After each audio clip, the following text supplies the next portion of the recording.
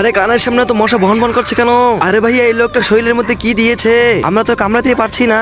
আরে তুমি টেনশন করে না, আমি আর লাস্টবার চেষ্টা করি। সুইটাকে ভালো করে ধার দিয়ে নেই, এবার একটা কামড় দেই। আরে আমার কামড় তো ঢুকছেই না। আরে আমি চেষ্টা করে দেখি তো ঢুকাতে পারি কিনা। ও আরে আমার সুইটা তো ভেঙে গেল, আমি মনে মারা যাব।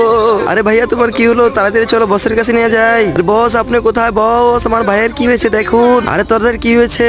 আরে একজন লোককে কামড় দেওয়ার সময় ওর সুইটা ভেঙে গেছে। আরে দেখি তো তোমাদের সুইটা কি অবস্থা। আরে তোমাদের সুইটা একেবারে নষ্ট হয়ে গেছে, তোমাদেরকে ব্যায়াম করতে হবে। তোমাদেরকে ব্যায়াম শেখানোর পর তোমাদের সুইগুলো আবার সোজা হয়ে যাবে, আগের মতো শক্তিশালী হয়ে যাবে। আরে বস তাড়াতাড়ি আমাদের সুইগুলো শক্তিশালী করে দিন। আরে এই ব্যায়ামগুলো করতে থাকো, দেখবে তোমাদের সুই শক্তিশালী হয়ে গিয়েছে।